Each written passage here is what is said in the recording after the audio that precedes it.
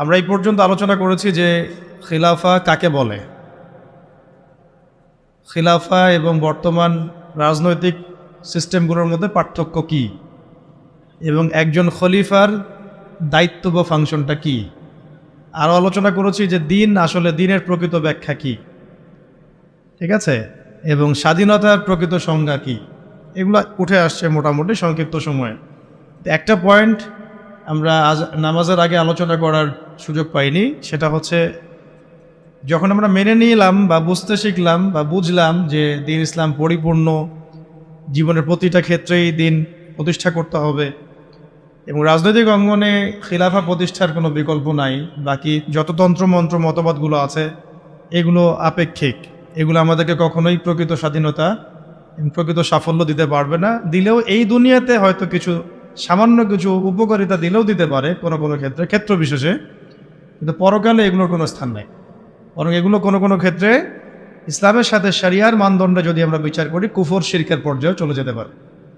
আমরা এই বিষয়ে সবাই মোটামুটি একমত হলাম, জানলাম, বুঝলাম যে খিলাফা প্রতিষ্ঠার কোনো বিকল্প পদ্ধতি নাই যদি আমরা রাজনৈতিকভাবে শক্তিশালী হতে চাই এবং মুসলিমদের সেই হারানো ঐতিহ্য ফিরায় আনতে চাই এবং আমরা বিশ্বের বুকে মাথা উঁচু করে সিংহের মতো বাঁচতে চাই, তাহলে খিলাফা প্রতিষ্ঠার কোনো বিকল্প নাই। মৌলিক প্রশ্ন হচ্ছে এখন তরুণ সমাজের কাছে ছিল আমাদের যে তাহলে এইটা প্রতিষ্ঠা আমরা করব কিভাবে। আপনাদের মধ্যে থেকে অনেকেই উত্তর দিলেন এবং এই উত্তরটাকে আমি সমন্বয় করছি এবং যে জায়গায় গ্যাপ আছে ওইটা আমি আমার মতো করে পূরণ করার চেষ্টা করছি। সর্বপ্রথম যে বিষয়টা আমাদের প্রয়োজন সেটা হলো দিনের শরীয়তের, দিন ইসলামের শরীয়তের মোটামুটি একটা গভীর জ্ঞান অর্জন করা। এটা প্রথম কাজ, কারণ দিনই ইলম অর্জন করা ছাড়া দিনের কোনো ক্ষেত্রে আমরা কোনো অবদান রাখতে পারবো। যে বিষয়ে আমার কোনো জ্ঞান নাই সে বিষয়ে আমি কীভাবেই বা জনসচেতনতা তৈরি করতে পারি, আর কীভাবেই বা আমি সেটা নিজে আমল করব, আর কীভাবে প্রতিষ্ঠা হোক, দেখি সম্ভব? সম্ভব না। আমি যদি নামাজ সম্পর্কে আমার জ্ঞানই নাই কিভাবে পড়তে হয়, তাহলে আমি তো নিজেই পড়তে পারবো না ঠিক মতো। তাহলে আমি মসজিদে কিভাবে প্রতিষ্ঠাই বা করবো, কেমন করে ইমামতি করব, আর কেমন করে বা আমি নামাজ দেশেই বা প্রতিষ্ঠা করব? সম্ভব? তাহলে এক নম্বর পয়েন্ট কি আসলো বলেন? দিনী ইলমের গভীরতা অর্জন করার জন্য সচেষ্ট হওয়া, চেষ্টা করা। এর মানে এই না সবাইকে মুফতি হতে হবে, সবাইকেই মুহাদ্দিস হতে হবে, সবাইকেই ফকিহ হতে হবে। এটা জরুরিও না এবং সম্ভবও না। এটা কি না? জরুরিও না এবং আসলে সম্ভবও না। নির্দিষ্ট একটা শ্রেণীর মানুষ ফকিহ হন, নির্দিষ্ট একটা শ্রেণীর মানুষ মুহাদ্দিস হন, মুফতি হন, কিন্তু আমভাবে শরীয়তের যে ফরজিয়াতের জ্ঞান এটা আমাদের সবাইকে অর্জন করতে হবে। তলাবুল ইলমি ফরিদাতুন আলা কুল্লি মুসলিম, এটা হলো ব্যাখ্যা। এই পয়েন্টগুলো একটু লিখে নেবেন, বা যখন আমরা ইনশাআল্লাহ এটা প্রচার করব তখন যেন লিখিত আকারেও থাকে বিষয়। এক নম্বর পয়েন্ট তাহলে কি, কিভাবে আমরা খিলাফা কায়েম করব? প্রথম কাজ শরীয়তের জ্ঞান অর্জনে সচেষ্ট হওয়া, ঠিক আছে। দ্বিতীয়টা হচ্ছে ওই জ্ঞান অনুযায়ী নিজে আগে আমল করা, ইলম অনুযায়ী নিজে আমল করা। এমন কেউ খলিফা হতে পারবেই না যে নিজে ইসলামের এই ফরজিয়াত, ওয়াজিব, সুন্নাত এগুলো আমল করে না। সে কি খলিফা হতে পারবে? ইসলামে যারা খলিফা, বরেণ্য খলিফা আবু বকর রাদিয়াল্লাহু আনহু, ওমর, ওসমান, আলী, তাদের আমল আর আমাদের তাদের এক রাতের আমল আর আমাদের সারা জীবনের আমল কখনো এক হবে? বলেন। সাহাবায়ে কেরাম রাদিয়াল্লাহু আনহুম আজমাইন যুদ্ধের মাঠেও মিসওয়াক করা ছাড়তেন না। জিহাদের কাতারে দাঁড়িয়েও কি করতেন না? মিসওয়াক করা ছাড়তেন না। আর আমরা কি করি? আমরা কিছু করলে তার সাথে আবার হারাম কিছু গান লাগাই দিচ্ছি আর কি, যাতে মানুষ গানটাও শুনে ফেলতেছে। সাহাবায়ে কেরাম রাদিয়াল্লাহু আনহুম জিহাদের মাঠেও মিসওয়াক ছাড়তেন না। তাহলে ইলমের সাথে সাথে আমলটা খুব জরুরি বিষয়। আমল না থাকলে ওই তাসকিয়া আসবে না। তাসকিয়া না আসলে তার মধ্যে পরকালীন চেতনাটা অত গাঢ় থাকবে না, এবং আত্মশুদ্ধি ছাড়া কোনো ব্যক্তিকে দিয়ে সমাজ সংস্কার সম্ভব নয়। নবী সাল্লাল্লাহু আলাইহি ওয়াসাল্লামের এই যে এত সাফল্য, তার পিছনে দেখেন অন্যতম একটা কারণ কি, তিনি সবার আগে আমল করে দেখাতেন। আমাদের নবীজি এমন মানুষ ছিলেন না যে আমল করতে খালি বলতেন, বরং নিজে আগে ওটা করে দেখাতেন। কথা ঠিক কিনা? নিজে আমল করে দেখাতেন, বরং অন্যদের চেয়ে বেশি করতেন। তিনি প্রত্যেক রাতে তাহাজ্জুদ পড়তেন। আমাদের তো প্রত্যেক রাতে তাহাজ্জুদ পড়া ফরজ না, তার উপরে কি ছিল? ফরজ। টানা রোজা রাখতেন, বলতেন যে তোমরা এত টানা রাখতে পারবে না, আল্লাহ পাক আমাকে ঘুমন্ত অবস্থায় খাওয়ান, ঘুমন্ত অবস্থায় পান করান। সুবহানাল্লাহ। তো তিনি আরো বেশি করে দেখাতেন। মানে বোঝাতে চাচ্ছি যে আমলহীন ইলমেরও কোনো মূল্য পাওয়া যাচ্ছে না। আমলবিহীন ইলম আপনার উপকার করতে পারছে না, তাহলে আমলটা বাড়াতে হবে। আল্লাহ পাক আমাদেরকে তৌফিক দান করেন। ফরজগুলো আগে পালন করা, সুন্নতের পাবন্ধ হওয়া, মুস্তাহাবগুলো না ছাড়া, চেষ্টা করা না ছাড়া। 2 3 নাম্বার হচ্ছে, দেখুন 3 নাম্বারটা হচ্ছে নিজের পরিবারটা করা। এই ভাই একজন কথা বলেছেন একটু আগে, এটা নিয়ে একজন, পরিবার গড়ার জন্য সচেষ্ট হওয়া। তবে এটা মনে করবেন না যে পরিবারের সব সদস্যই আপনার মতোই হবে, এমনটা নাও হতে পারে। এটা ক্ষেত্র বিশেষে নাও হতে পারে, হলে আলহামদুলিল্লাহ, নূরুন আলা নূর, কিন্তু নাও হতে পারে। কারণ অনেক ক্ষেত্রে দেখা গেছে যে পরিবারের লোকজন ইসলামের বিপক্ষে অবস্থান নিয়েছে। হয় নাই? নবীর ক্ষেত্রে হয় নাই? আমাদের নবীজির ক্ষেত্রে হয় নাই? আপনারা সিরাত পড়লে তাজ্জিব হয়ে যাবেন যে ইসলামের ইতিহাসে জিহাদের মাঠে সর্বপ্রথম তীর ছুঁড়েছেন যে সাহাবী, মানে প্রথম ফায়ার করেছেন, তীর ছুঁড়েছেন যে সাহাবী, তার নাম সাদ ইবনে আবি ওয়াক্কাস রাদিয়াল্লাহু আনহু। কি নাম? 10 জন সাহাবী জান্নাতের সুসংবাদ প্রাপ্ত, তার মধ্যে একজন। কি নাম বলেন? এটা জানলেন। আবার উহুদের মাঠে যে কয়েকজন কাফের আল্লাহ নবী সাল্লাল্লাহু আলাইহি ওয়াসাল্লামের উপরে আঘাত করেছিল, তার মধ্যে একজন হচ্ছেন উতবা বিন আবি ওয়াক্কাস। কি নাম? আপনারা জানলে আজীব হবেন, তাজিব হবেন, তাজ্জিব হয়ে যাবেন যে উতবা বিন আবি ওয়াক্কাস এই সাদ ইবনে আবি ওয়াক্কাস রাদিয়াল্লাহু আনহুর ভাই। কি বুঝলেন? কি বুঝলেন? একজন 10 জন জান্নাতের সুসংবাদ প্রাপ্ত সাহাবীদের একজন, ইসলামের জন্য প্রথম তীর ছুঁড়েছেন কে? তার ভাই উতবা বিন আবি ওয়াক্কাস। কি করলেন ওদের যুদ্ধে? তাহলে আমরা একটা আইডিওলজি পেলাম যে সবাই এক মতাদর্শের হতে হবে, এটা জরুরি। নিজের পরিবারেই হয়তো হবে না, নিজের স্ত্রীও নাও কথা শুনতে পারে, নিজের সন্তান কথা না শুনতে পারে, নিজের ভাই নাও বুঝতে পারে, আপনার ভাষা হয়তো তারা বুঝবেই না, এমনও হইতে পারে। তাই বলে আমরা তাদের উপর মেহনত করা ছাড়বো না, তাদের জন্য দোয়া করা ছাড়বো না। তাদের জন্য আমরা মেহনত করব, দোয়া করব, বুঝানোর চেষ্টা করব, কিন্তু জরুরি না যে সবাই বুঝবেই।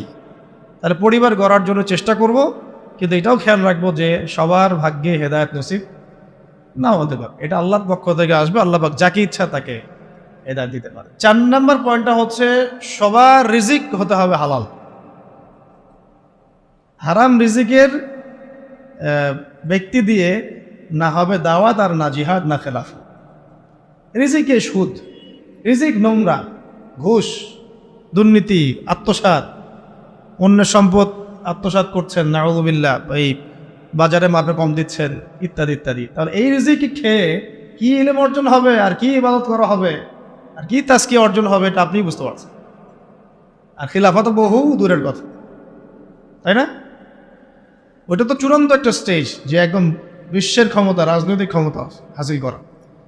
তাহলে আমাদের সবার রিজিকটাকে হালাল করার চেষ্টা করতে হবে। এখন তো সুদের মাধ্যমে নোবেল পুরস্কার পায় মানুষ, তাই না? এটা তো জাতিগত অবস্থা। তাহলে আপনি রিজিক হালাল কত টাফ বুঝতে পারছেন কিনা, কত কঠিন রিজিক হালাল হওয়া।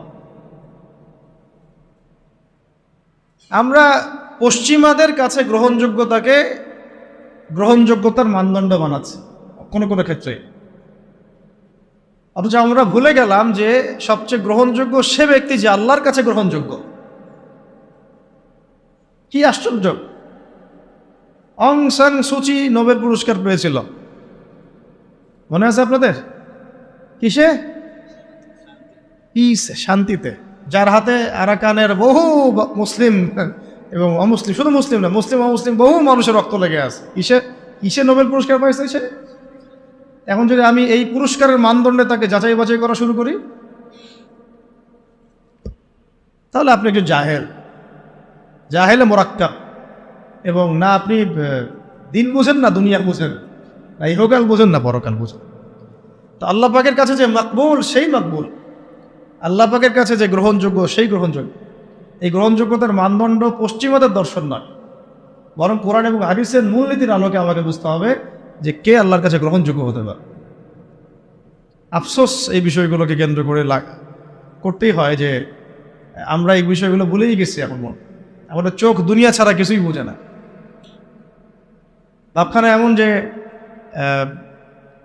পশ্চিমাদের কোনো গ্রহণযোগ্য ব্যক্তি বা তাদের কোনো খাদেম আমাদের ত্রাণকর্তা হয়ে আসবে, উম্মাকে খেলাফার দিকে নিয়ে যাবে। ভাবখানা এরকম, আমাদের ভাবখানা এরকম। তো আমরা আল্লাহর বিরোধী, আল্লাহ পাকের বিধানের বিরোধী কোনো ব্যক্তিকে যদি মনে করি যে তিনি মুসা আলাইহিস সালামের ভূমিকায় এসে বনু ইসরায়েলকে বাঁচায় নাজাতের পথে নিয়ে যাবে, এর চেয়ে বোকা কোনো জাতি হয়? আফসোস এগুলো আমাদের জন্যে। তো আল্লাহ পাক আমাদেরকে হক বোঝার তৌফিক দান করেন। 4 নম্বর কটা হলো? 4টা। একটা কি ছিল বলেন তো? প্রথমটা এইটুকু আলোচনা মুখস্থ করে বসা যায়, তাহলে আজকের আলোচনা সফল ইনশাআল্লাহ। শরিয়ার যত পারি গভীর জ্ঞান অর্জন করা। এবং সবাই তো ফকি মুহাদ্দিস মুফতি হতে পারবো না, কিন্তু একটা মানে ফরজিয়াতের জ্ঞানটা সবাইকে অর্জন করতে, এটা ফরজ। এবং আমাদের পরিবারের সদস্যদেরকেও শেখাতে হবে। 2 নম্বর হচ্ছিল আমলটা বাড়ানো, ইলম অনুযায়ী আমলটা বাড়ানো। 3 নম্বরটা ছিল আমার পরিবারটাকে আগে গড়ে তোলার চেষ্টা করা। পরিবার না গড়ে উঠলে যে আমি বাইরে আবার দাওয়াতের কাজ করতে পারবো না বা খেলাফা মুভমেন্ট করতে পারবো না, বিষয়টা এমনও না। আমাদের এটাও চলবে, এই মেহনতও চলবে, আবার আমরা বাইরের মেহনতও করবো ইনশাআল্লাহ। 4 নম্বর হচ্ছে রিজিক হারাম যেন নিজের রক্তে না ঢোকে। এটা খুবই সতর্কতার সাথে চলা, না হলে হারামখোরদেরকে দিয়ে খেলাফা কায়েম হয় না, কখনোই হয়নি, হবেও বলে লাভ নাই। মানে যারা হারাম খাচ্ছেন, হারামের প্রতিষ্ঠা করছেন, সুদ, তারপরে ঘুষ, দুর্নীতি ইত্যাদি ইত্যাদি, এটাকে একটা সামাজিক সংস্কৃতি বানায় ফেলেছেন, তাদেরকে দিয়ে কশিন কালেও আল্লাহ পাকের জমিনে আল্লাহ পাকের বিধান প্রতিষ্ঠা করা সম্ভব, এবং তারা সেটা করবেও না কখনো। ওই চেতনাই তাদের মধ্যে আসবে না। 5 নম্বরটা হচ্ছে যে মাথার উপরে মুরব্বি রাখা। এটা মাথাটা ভালো করে ঢোকান, মাথার উপরে মুরব্বি রাখা। মুরব্বি বলতে বোঝাচ্ছি যারা শরীয়তের গভীর জ্ঞান অর্জন করেছেন, বড় বড় ওলামায়ে কেরাম, তাদের পরামর্শ নেওয়া। যে নিজেকেই মুরব্বি মনে করে সে পথভ্রষ্ট হইতে তার একদিন সময় লাগবে না। আমরা এখন অনেক ওলামায়ে কেরামের এক্সাম্পল দিতে পারবো, পাবলিকের নাম বলতে যাচ্ছি না।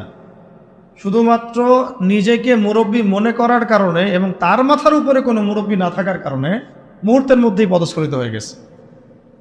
এমন হচ্ছে সকালে হয়তো মুমিন ছিল, বিকালে কুফরি কথা বলে ফেলছে। বিকালে হয়তো মুমিন ছিল, সকালবেলা উঠে মুনাফিকদের পক্ষে কথা বলে ফেলছে, ইসলাম বিপক্ষে কথা বলে ফেলছে, দালালি করে ফেলছে। কারণ মুরব্বীদের সাথে মাশওয়ারা করে নাই। এই জন্যে, আর এটা হলো তাদের কথা বললাম যারা মানে ফান্ডামেন্টাল আলেম, এরকম অনেকেই এরকম পরিস্থিতির শিকার হয়ে গেছে। আর আমরা যারা আলেম না, জেনারেল শিক্ষিত মানুষ বা শরিয়াত অত বুঝি না, তারা যদি মুরব্বি মেনে না চলে আমাদের কি অবস্থা হতে পারে? তো এখন এখানে আমি চলমান প্রেক্ষাপটে একটা খালি আফসোসের কথা বলি। শোনেন, অনেক কিছুই হলো, অনেক কিছুই হচ্ছে, আবার অনেক কিছু হবে, তাই না? কিন্তু যারা এখানে নেতৃত্ব দিচ্ছেন বা লিডিং রোল প্লে করছেন, তাদের মাথার উপরে কোন কোন মুরব্বীদেরকে তারা রেখেছেন, এটা আমি জানতে চাই। কোন কোন বরেণ্য বিদগ্ধ ওলামায়ে কেরাম আর মুরব্বীদের সাথে মাশওয়ারা করে আপনারা কাজ করছেন, এটা জানার আমার খুব ইচ্ছা। যদি করেন আলহামদুলিল্লাহ, যদি না করেন তাহলে এটা খুবই গলত একটা কাজ হচ্ছে। উচিত ছিল বরেণ্য ওলামায়ে কেরামদের সাথে পরামর্শ করা। ওলামায়ে কেরাম আপনার ঘরের দরজার সামনে যাবেন না, তো আপনাকে আসতে হবে ওলামায়ে কেরামের দরবারের সামনে। জ্ঞান কারো কাছে হেঁটে হেঁটে যায় না, আপনাকে জ্ঞানের কাছে আসতে হবে। আর বরেণ্য ওলামায়ে কেরাম থেকে ফেসবুকে পাবেন না তো এইভাবে। ফেসবুক ইউটিউবে খালি সার্চ মারলেই তো হবে না যে কাদের ওয়াজ মানুষ বেশি শোনে আর কাকে মানুষ বেশি বড় আলেম মনে করে। নো, আপনাকে দেখতে হবে যে আলেমরা কাকে আলেম মনে করে, আমজনগণ কাকে আলেম মনে করে, এটা বড় কথা না। আমজনগণ যদি আলেম মনে করে ভোটাভুটি হয়, তাহলে আমি তো কালকে প্রেসিডেন্ট হইতেও পারি, আল্লাহ যদি চান। বা আরো অনেকে আছে, আজারি ভাই আছে, আমাদের আরো অনেক ভাই আছে, ভোটাভুটি নিলে তো তারাও ভালোই করবে, খারাপ হবে না, তাই না? জনপ্রিয়তা আছে, এটা সত্য মিথ্যার মানদণ্ড না। এই জনপ্রিয়তা হক আর বাতিলের মানদণ্ড কোশ্চিন গেলেও না। আপনারা দেখবেন ওলামায়ে কেরাম কাকে হক মনে করেন, ওলামায়ে কেরাম কার কাছে ইলম নিতে যান, ওলামায়ে কেরাম না কার পিছনে ছুটতেছেন, ওইটা আপনি ফলো করুন। সাধারণ আমভাবে মানুষ পঙ্গপালের মতো কাকে ফলো করতেছে, কাকে হিরো মনে করতেছে, কাকে বড় সেলিব্রিটি মনে করতেছে, this is not the big deal. এটা বড় কথা। এটা এটা ভালো হতে পারে, তার জন্য কল্যাণকর হতে পারে, আবার ফিতনাও হতে পারে। ইসলামিক ক্ষেত্রেও, রাজনৈতিক ক্ষেত্রেও এবং সামাজিক ক্ষেত্রেও অনেক বিষয়ের সিদ্ধান্ত গৃহীত হচ্ছে ফেসবুকের মাধ্যমে। ফেসবুকে একটা হাইপ তুলে দেন, দেখা যাবে মানুষ দেখা যাচ্ছে ওইটাকে নিয়ে সারাদিন বসে আছে, ঘুরে ফিরে ওইটা সামনে আসতেছে, এটা নিয়ে সবাই লেখালেখি করতেছে, পরে ওইটার আলোকে একটা সিদ্ধান্ত বাস্তবায়ন হয়ে গেল। সুবহানাল্লাহ, সুবহানাল্লাহ, কি জাহালাত, কি ফিতনা! কেন জাহালাত ফিতনা বলছি? একটা এক্সাম্পল দিলে বুঝবেন, একটা খালি এক্সাম্পল দিব। মনে করেন এটা উমর রাদিয়াল্লাহু আনহুর শাসন, একটু মনোযোগ ধরে রাখেন। কার শাসন? উমর রাদিয়াল্লাহু আনহুর শাসনে যারা জনগণ, তারা সবাই সাহাবী না? তারা আল্লাহর রসুলকে দেখেছেন না?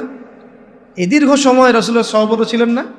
ওই জামানার একজন ব্যক্তি কি এখনকার সব মানুষের চেয়ে উত্তম না? বুঝলেন কথা? কিন্তু উমর রাদিয়াল্লাহু আনহু সমস্ত সাহাবীদের সাথে এই তথাকথিত গণতান্ত্রিক পদ্ধতিতে মাশওয়ারা করতেন না। মাশওয়ারা করার জন্য ওই সাহাবীদের মধ্যেও বাছাইকৃত একটা প্যানেল ছিল তার, যেটাকে বলা হতো মজলিসে শুরা। কি বলা হতো? মজলিসে শুরা। তার মধ্যে বড় বড় বরেণ্য সাহাবী ছিলেন, আলী রাদিয়াল্লাহু আনহু ছিলেন, উসমান রাদিয়াল্লাহু আনহু ছিলেন, তালহা রাদিয়াল্লাহু আনহু ছিলেন, আব্দুর রহমান বিন আউফ ছিলেন রাদিয়াল্লাহু আনহু, আর কে জুবাইর ইবনে আওয়াম রাদিয়াল্লাহু আনহু ছিলেন। এরকম প্রায় 10 জন 15 জন সাহাবীর একটা প্যানেল ছিল। দেখেন, সাহাবীদের যুগেও তিনি বাছাইকৃত মানুষদের সাথে মাশওয়ারা করে সিদ্ধান্ত নিতেন। আমি কি পয়েন্ট বোঝাতে পারছি? সাহাবীদের যুগেও তিনি বাছাইকৃত সাহাবীদের সাথে মাশওয়ারা করে সিদ্ধান্ত নিয়ে রাষ্ট্র পরিচালনা করতেন। আর আমরা ফেসবুকের হাইপ থেকে সিদ্ধান্ত নেই। ফেসবুকে কাকে মানুষ হিরো মনে করছে, কাকে কার ভিউজ বেশি, কার ফলোয়ার্স বেশি, কে কোন হাইপে চলছে ইত্যাদি। আউযুবিল্লাহি মিন যালিক। এই হাইপের খপ্পরে পড়লে সবসময় সিদ্ধান্ত সঠিক হবে না, বেশিরভাগ ক্ষেত্রে ভুলও হইতে পারে। অমুক ইসলামী সংগঠনের আমির কে হবে, এটার ফয়সালা হচ্ছে ফেসবুকে।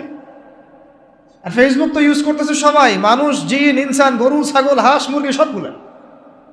যেদিন বুঝে না যে আলেম না, যে কোরআন পড়তে পারে, যে পারে না, সবাই ইউজ করতেছে, সবাই মতামত দিচ্ছে। আর সবার মতামত সামনে যখন আসতেছে, একটা বিশৃঙ্খল অবস্থা। একটা এক্সাম্পল দিলাম, উমর রাদিয়াল্লাহু আনহু সমস্ত সাহাবীদের মধ্যে থেকে বাছাইকৃত সাহাবীদেরকে নিয়ে মজলিসে শুরার মধ্য দিয়ে সিদ্ধান্ত নিয়ে রাষ্ট্র চালিয়েছেন বলেই তো ওই যুগটাকে বলি আমরা সোনালী যুগ। ওই জামানায় যদি ফেসবুক থাকতো তাহলে অবস্থা খারাপ ছিল। সলফে সালেহিনদের যুগে এই ফিতনাটা আসে নাই বলে তাদের চরিত্র আল্লাহ পাক হেফাজত করেছে। এখনকার যুগে যদি আবু হানিফা রাহিমাহুল্লাহ বয়ান করা শুরু করে, তার বয়ানের যে কত ভুল মানুষ ধরা শুরু করবে আল্লাহই ভালো জানেন ফেসবুকে। যাই হোক, ওইটা আলাদা ইস্যু, আমি ওইদিকে আর গভীর করছি না। আমি বলতে চাচ্ছিলাম যে মাথার উপরে কি রাখা ভাই? বরেণ্য ওলামায়ে কেরামদের মুরব্বীদের একটা প্যানেল রাখা, অন্তত 5 জন 10 জন, যতজন পারেন আপনি, অন্তত একজন বলবো আমি, অন্তত কয়জন? অন্তত একজন আপনার শায়েখ থাকা উচিত, মুহাক্কিক, হকপন্থী আলেম শায়েখ থাকা উচিত।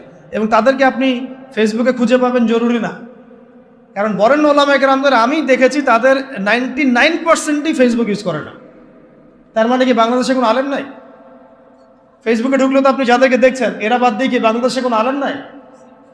মুহাক্কিক ওলামায়ে কেরাম যারা যারা আল্লাহর ওলি টাইপের মানুষ, তাদের কারোরই ফেসবুক অ্যাকাউন্ট নাই। আমি কারো ফেসবুক অ্যাকাউন্ট দেখিনি তাদের। তাহলে আমরা কিসের মানদণ্ডে কি ফয়সালা করতেছি আসলে? এখন এই মানুষগুলো কি আমার দরজায় হেঁটে হেঁটে আসবেন, না আমাদেরকে তাদের কাছে যেতে হবে? তো কই আমরা জাতিগত সিদ্ধান্ত নেওয়ার সময় কই গেলাম, কই যাচ্ছি, কোথায়? বলে খোঁজারও তো চেষ্টা করছেন। আমাকে বলেন, একটা দলিল দেই। ওই যে মূসা আলাইহিস সালাম যখন জানলেন যে তার চেয়ে একজন জ্ঞানী মানুষ আছে, মনে আছে? আল্লাহ পাক তাকে জানালেন যে তুমি সবচেয়ে জ্ঞানী মানুষ নও পৃথিবীতে, তোমার চেয়ে একজন জ্ঞানী মানুষ আছে, তার নাম খিদির। তার নাম কি?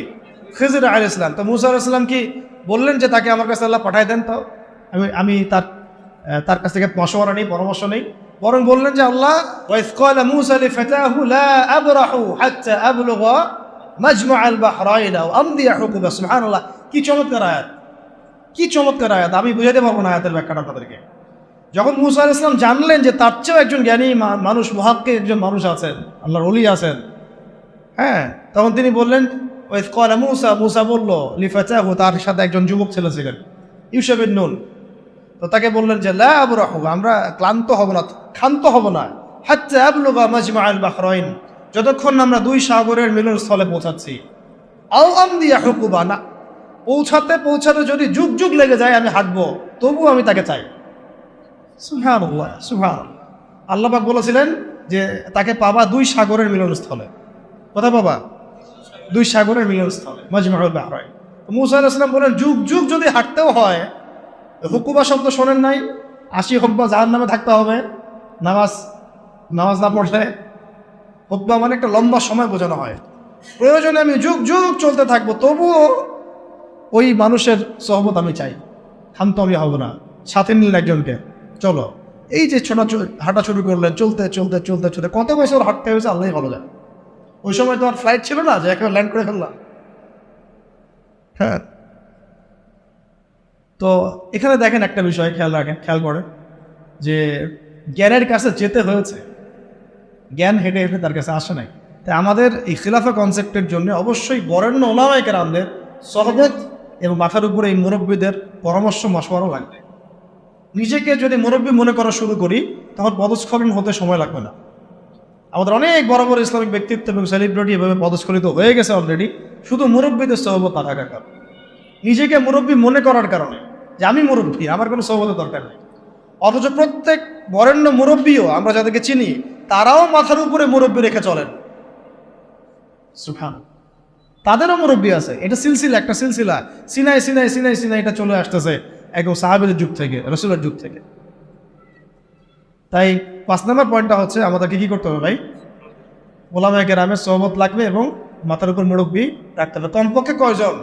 কমপক্ষে একজনের। এটা আপনি সিলেক্ট করবেন কিভাবে? ফেসবুক থেকে দেখবেন ওলামায়ে কেরামগণ কাকে বড় মুহাক্কিক আলেম মনে করেন, এইভাবে সিলেক্ট করবেন, আর খুঁজে বের করবেন। এবং তাদের সংখ্যা 1 জন হতে পারে, 10 জন হতে পারে, 100 জন হতে পারে। আমাদের মাশওয়ারার এই সুন্নতটাকে চালু করতে হবে। কয়টা হলো? 5টা। আচ্ছা, 6 নম্বরটা হচ্ছে যে আমাদের সবাইকে সিরাতুন নবী সাল্লাল্লাহু আলাইহি ওয়াসাল্লাম পড়তে হবে। কি পড়তে হবে ভাই? এক ভাই বলেছিলেন ওই কথাটা মাঝখানে, যে খেলাফা প্রতিষ্ঠা করা কি একটা ইবাদত নাকি দুনিয়াবি কাজ? বলেন তো, বলেন। আর ইবাদত যদি হয়, তাহলে এর তরিকা কার কাছ থেকে নিতে হবে? রাসূলুল্লাহ সাল্লাল্লাহু আলাইহি ওয়াসাল্লামের সুন্নাত থেকে, সিরাত থেকে। তাহলে আমরা যদি সিরাতের চর্চা না করি, সিরাত না পড়ি, না বুঝি, তাহলে আমরা এই খিলাফা প্রতিষ্ঠার পথ থেকে গেলেও ভুল করে ফেলতে পারি। নবীর তরিকা বাদ দিয়ে অন্য তরিকা কি আমল কবুল হবে? মনে হয় আপনাদের সাফল্য আসবে না।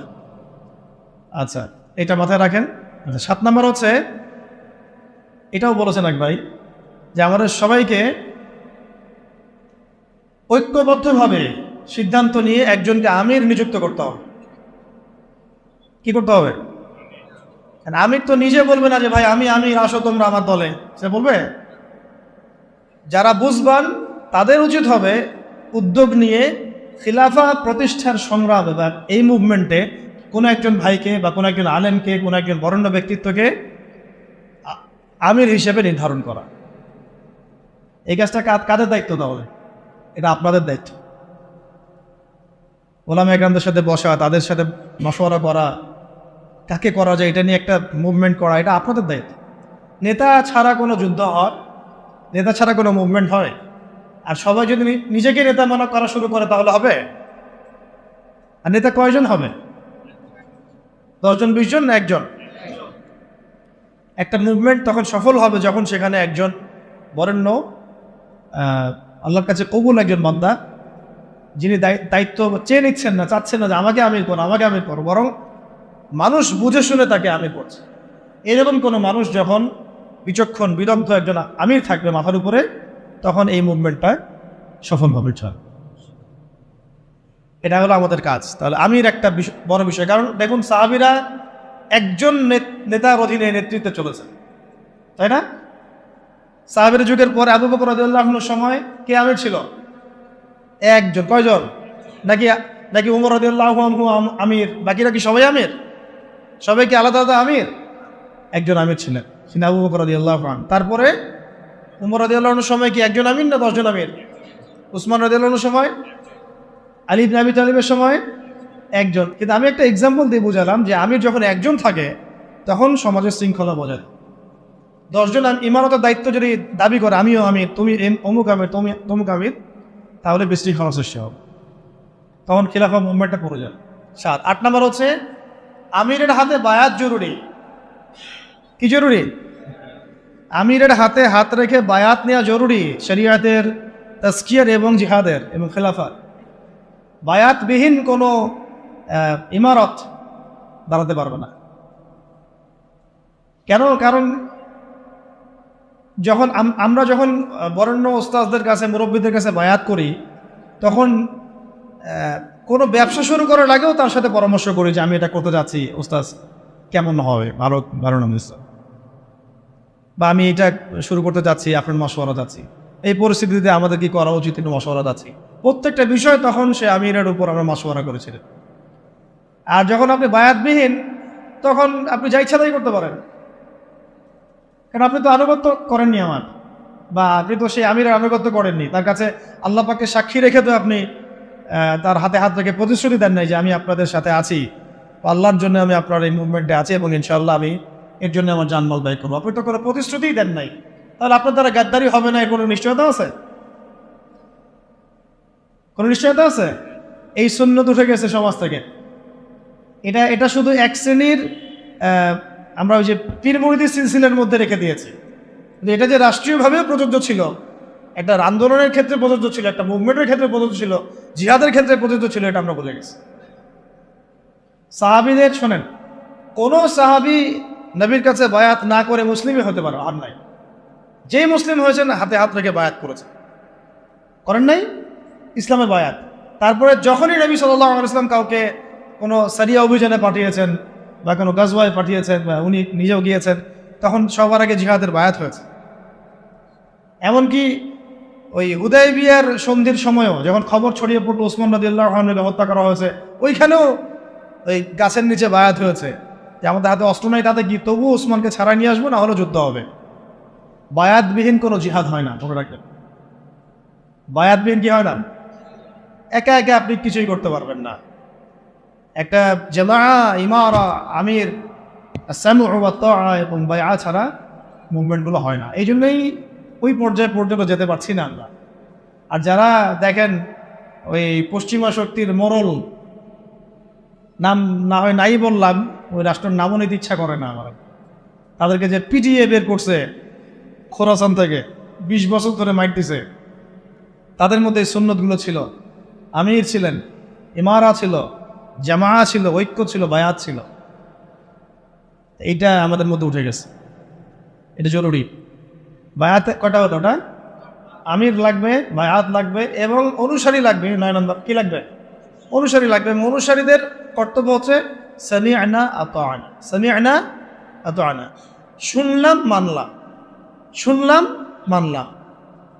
হ্যাঁ, যদি আমিরের মধ্যে এমন কিছু দেখা যায় যে সে সরাসরি কোরআন সুন্নাহর বিরোধী কোনো কাজ করছে, তখন আপনার ওই কথার উপর কোনো ইয়া নাই, আপনাকে শুনতে হবে না, মানতে হবে না, তখন এটা নাই। যেমন আবু বকর রাদিয়াল্লাহু আনহু যখন খলিফা হয়েছেন, আপনারা একটু এটা গুগলও সার্চ করলেও পাবেন, কিতাব না করলেও গুগলও পাবেন। যখন তিনি খলিফা হয়েছেন তখন জাতির উদ্দেশ্যে একটা ভাষণ দিয়েছেন। কত মিনিটের ভাষণ জানি, কত সেন্টেন্সের ভাষণ? 4 থেকে 5টা সেন্টেন্সের ভাষণ। পুরো জাতির উদ্দেশ্যে ভাষণ দিচ্ছেন খলিফা হওয়ার পরে। কত সেন্টেন্সে? 4 থেকে 5টা বাক্যের ভাষণ।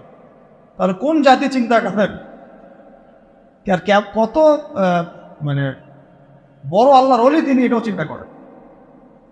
আবু বকর রাদিয়াল্লাহু আনহু বলছেন যে আমি তোমাদের মধ্যে সর্বশ্রেষ্ঠ মানুষ নই, মানে আমি মনে করি না যে আমি তোমাদের মধ্যে সর্বশ্রেষ্ঠ মানুষ, কিন্তু আমাকে তোমাদের মানে আপনাদের পক্ষ থেকে এই দায়িত্ব দেওয়া হয়েছে। 1 নম্বর সেন্টেন্স শেষ। 2 নম্বর হচ্ছে আসিদকু আমানা ওয়াল কাযিবু খিয়ানা, সত্য এবং সত্যবাদিতা হচ্ছে আমানত, এবং মিথ্যা, এই যে প্রতারণা, মিথ্যা, এগুলো হচ্ছে খিয়ানত।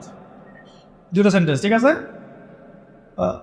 দাঈফুম মিনকুম কাওয়িউন ইনদি হাত্তা আখুযা হাক্কা লাহু ইনশাআল্লাহ।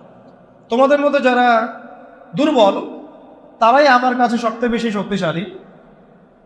হ্যাঁ, তোমাদের মধ্যে যারা দুর্বল তারা আমার কাছে সবচেয়ে বেশি শক্তিশালী, যতক্ষণ পর্যন্ত মানে আমি তোমাদের হকটা আদায় না করছি।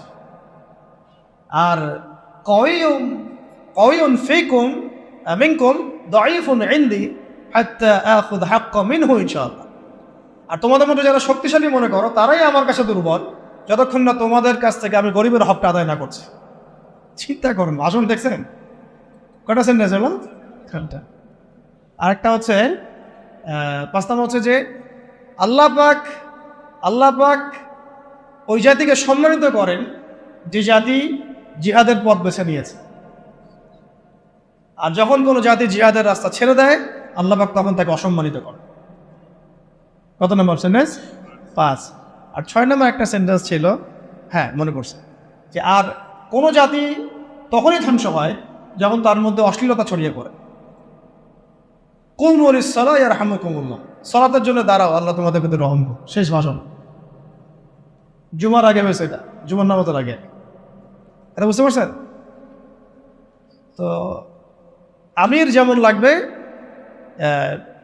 এরকম অনুসারে ডাকবে। ও আরেকটা কথা মাঝখানে মিসকিপ হয়ে গেছে, উনি বলেছিলেন যে আমি তোমাদেরকে যতক্ষণ পর্যন্ত আল্লাহ এবং তার রাসূলের দিকে চালাই ততক্ষণ তোমরা আমার আনুগত্য করো। আমি তোমাদেরকে যতক্ষণ পর্যন্ত আল্লাহ এবং তার রাসূলের দিকে চালাই ততক্ষণ তোমরা আমার কি করবে? আনুগত্য করবে। আর আমি যদি তোমাদেরকে আল্লাহ এবং তার রাসূলের দিকে না চালাই, ঠিক আছে, আমি যদি তোমাদেরকে আল্লাহ এবং তার রাসূলের দিকে না চালাই তাহলে ফালা তাআতা লি আলাইকুম, আমার উপরে তোমাদের কোনো আনুগত্য নাই। তবে কি সামান্য বিষয়েই যে তার আনুগত্য ছেড়ে দিতে হবে এমন না, তাকে নসিহত করতে হবে, পরামর্শ দিতে হবে, সংশোধনের চেষ্টা করতে হবে, ধৈর্য ধরতে হবে। 10 নম্বর পয়েন্টটা হচ্ছে যে সূরা ভিত্তিক সিদ্ধান্ত নেওয়া। কি করা? মজলিসে সূরা ভিত্তিক সিদ্ধান্ত নেওয়া। একটু আগে একটা কথা বলে এক্সাম্পল দিয়েছিলাম, ওমর রাদিয়াল্লাহু আনহু, তার একটা সূরা প্যানেল ছিল না? এই সূরা প্যানেল থেকে সিদ্ধান্ত গৃহীত হতো, তারপর এটা পুরো জনগণের উপরে বাস্তবায়িত।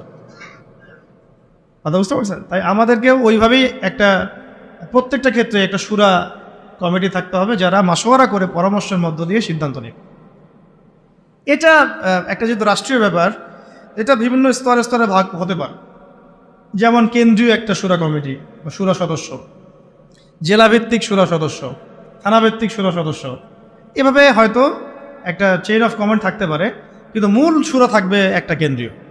এখান থেকেই সব কিছু ফয়সালা হচ্ছে। আপনারা কি জানেন যে বর্তমান বিশ্ব যে চলতেছে এই তাগুতি বিধান দিয়ে, শয়তানি বিধান দিয়ে, এরও একটা সূরা পরিষদ আছে? হ্যাঁ, ওটা কি? জাতিসংঘ। হ্যাঁ, এটা ও জাতিসংঘ চাচা বুঝতে পারছে। অবাক হইলাম। জাতিসংঘ না, জাতিসংঘের সাধারণ পরিষদ না, কিন্তু জাতিসংঘের সিকিউরিটি কাউন্সিল। দুটা ওখানে প্যানেল আছে, কিন্তু একটা সাধারণ পরিষদ, একটা হচ্ছে কি সিকিউরিটি কাউন্সিল। সিকিউরিটি কাউন্সিল থেকে সিদ্ধান্ত গৃহীত হয় যে কি হবে না হবে, কোন কোথায় কি করব। কারণ সব যত শয়তানির গোড়া এখন ওই পশ্চিমার মধ্যে, ওই জায়গাতে তারা এগুলা মাথা কাটায় কি করবে না করবে। কোথায় কি শোনেন, এটা তো কিছুই না, বাংলাদেশ তো ছোট রাষ্ট্র একটা, দুর্বলই বলা যায় বিশ্বের প্রেক্ষাপটে। আরবের 8-10টা রাষ্ট্রকে 2-3 বছর 4 বছরের ব্যবধানে আরব বসন্তের স্লোগান দিয়ে পুরাই চেঞ্জ করে ফেলে দিয়েছে। এটা এমন এক দাজ্জালীয় শক্তি। দাজ্জাল তো মানুষের রূপে আসে নাই, অনুসারী তো ওরা তৈরি করে রেখে দিছে। আপনারা হাদিস পড়েন, আমরাও পড়ি, আগে একভাবে বুঝতাম, যতদিন যাচ্ছে আল্লাহ পাক অন্যভাবে বোঝার তৌফিক দিচ্ছেন আলহামদুলিল্লাহ।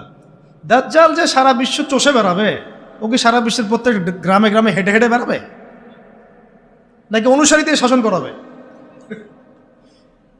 কমন সেন্স না? সব জায়গায় যে ওকে প্রত্যেকটা নূরপুরে ওকে আসতে হবে ও শাসন প্রতিষ্ঠা করার জন্য? ওর কোনো এজেন্ট থাকলেই যথেষ্ট।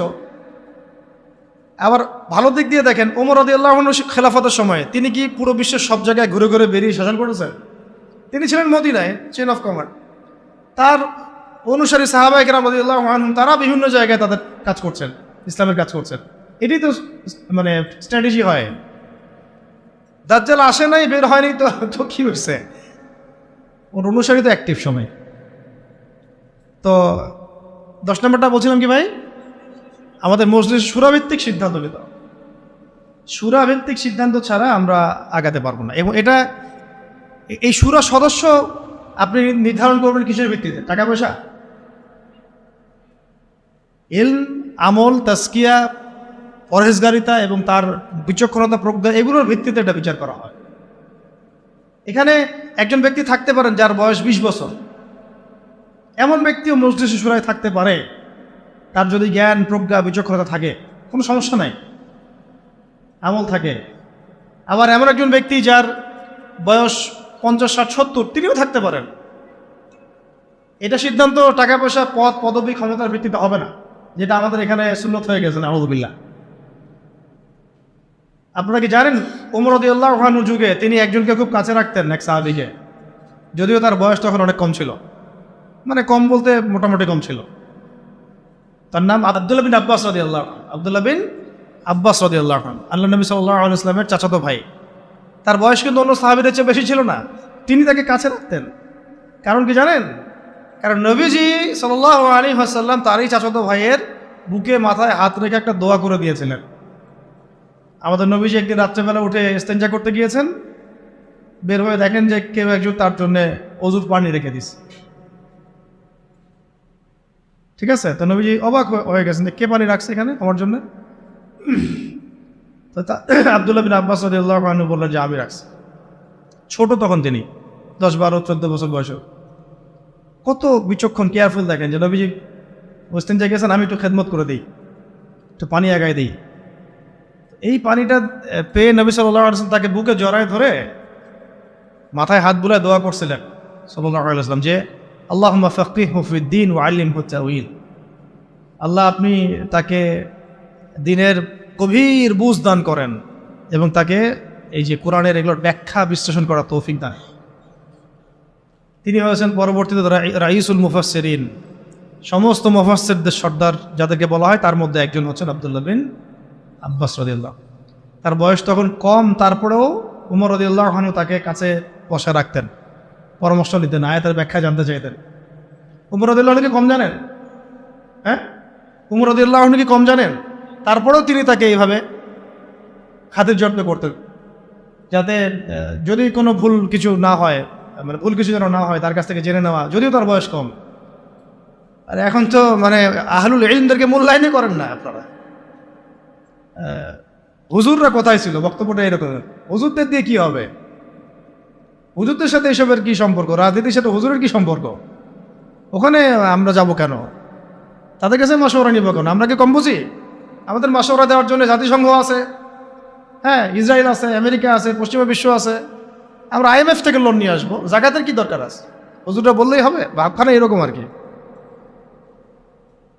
এই জন্যে এই জাতির এই দুর্দশা হচ্ছে। আল্লাহ পাক যেন যারা বুঝে নাই, মানে যারা এখন বর্তমান, তাদেরকে যেন বোঝার তৌফিক দান করে। আমরা দোয়া করবো সবার জন্য।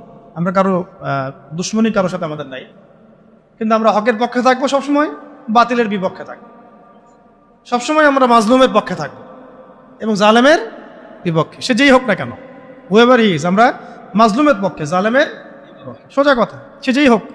সুরা থাকতে হবে এবং সুরার মধ্যে এভাবে বিচক্ষণ জ্ঞানী ব্যক্তিদেরকে স্থান দিয়ে আমাদেরকে চলতে হবে, মশওয়ারা করে। আরও আছে, আত্মশুদ্ধি অর্জন করার জন্য সাহাবীরা কি করতেন, সবসময় নবীর কাছে গিয়ে পড়ে থাকতেন।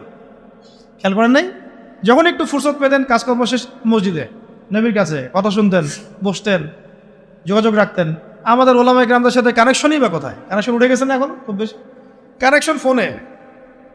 আর এটা নিয়ে আমি আরেকটা লেকচার দিব ইনশাআল্লাহ, যে এটা কি পরিমাণ ফিতনা একটা জগৎ। এই কারো চরিত্র নষ্ট করতে বাকি রাখবে না, এবং দুশ্চরিত্র ব্যক্তিকে গাছে উঠাইতেও বাকি রাখবে না। হককে বাতিল বানায় ফেলতে পারে, বাতিলকে হক বানায় ফেলতে পারে। এতই ফিতনাময়, এতটাই ফিতনাময়। তো আমাদের মুরব্বীদের সাথে সোহবতের সাথে সাথে তাসকিয়া, আত্মশুদ্ধি অর্জন করার চেষ্টা করতে হবে। এর জন্য ওলামায়ে কেরাম বলেন, পরকালের ফিকির করা, মৌতের কথা স্মরণ করা, বেশি বেশি জিকির করা, কোরআন তেলাওয়াত বাড়ায় দেওয়া, তারপরে মুরব্বীদের সাথে দেখা সাক্ষাৎ করা, আলেমদের সাথে যোগাযোগ রাখা। যখনই মনটা একটু দুনিয়াবি ভাব আসতেছে তখনই চলে যাওয়া, দে ওস্তাদ আসলে মনটার মধ্যে অস্থিরতা কাজ করতেছে, মনে হচ্ছে ইমান কমে যাচ্ছে, আমল কমে যাচ্ছে, পরামর্শ দেন। এইভাবে অস্থির থাকা। হুযায়ফা রাদিয়াল্লাহু আনহুর ঘটনা মনে আছে না? উনি মনে করছিলেন যে একদিন আমি কি মুনাফিক হয়ে গেলাম কিনা, আল্লাহ নবীর কাছে গিয়ে বসলে জান্নাত জাহান্নাম মনে হয় চোখে দেখতেছি, বাসায় গেলে মনে হয় যে দুনিয়ার কাছে ঢুকে গেছে। মনে আছে না হাদিসটা? ফাজাইল আমল বই তো আছে। তো তখন তারা দৌড় দিয়ে আবার নবীর কাছে আসলেন, ইয়া রাসূলুল্লাহ বাসায় গেলে এমন লাগে, আপনার কাছে থাকলে এমন লাগে। নবীজি বললেন যে এটা স্বাভাবিক, এটা স্বাভাবিক, কারণ তোমরা যদি সবসময় ওই একই হালতেই থাকতা তাহলে তো তোমরা ফেরেশতা হয়ে যাইতা। এই যে ওনাদের ফিকির যে কি হলো, আমি কি মুনাফিক হয়ে গেলাম কিনা, এটা যোগাযোগটা রাখা। এবং আমি বারবার একটা কথা বলতেছি, জ্ঞান আপনার ঘরের দরজা আসবে না, আপনাকে জ্ঞানের কাছে যাইতে হবে, খুঁজে বের করতে হবে, এবং আল্লাহর কাছে কান্নাকাটি করে দোয়া করতে হবে যে আল্লাহ আমাকে সেরকম মুহাক্কিক আলেম, ওইরকম মুহাক্কিক আল্লাহর ওলির সোহবত আল্লাহ তুমি নসিব করো, ওই রকম মানুষদের পরামর্শ নিয়ে চলার তৌফিক দান করো। ঠিক আছে, কটা হচ্ছে আজকে? আচ্ছা, এবার আসি, এগুলো একটু স্ট্রং, একটা বলে শেষ করতেছি। 12 নম্বর হচ্ছে শারীরিক এবং মানসিকভাবে শক্তিশালী হওয়া। কি ঘুম আসছে? ঘুম আসলে একটা কাজ করেন, জায়গা পরিবর্তন করেন। এটা কিন্তু ঘুম চলে যাওয়ার একটা সুন্নাত, জায়গা পরিবর্তন করলে ঘুম চলে যাবে। 12 না, এটা শারীরিক মানসিক দুই দিক থেকেই শক্তিশালী হওয়ার চেষ্টা করা। কারণ ইসলামের সুন্নত এটা নয় যে আমি গিয়ে মায়ের খাবো। জিহাদের মাঠে সাহাবীরা কখনো এই উদ্দেশ্যে যান নাই যে গেছি আমাকে মারো, আমি শহীদ হয়ে যাব, এইভাবে যান নাই তারা কখনো। বরং গিয়েছেন এই উদ্দেশ্যে যে আমি কাফেরের গর্দান উড়াই দিব।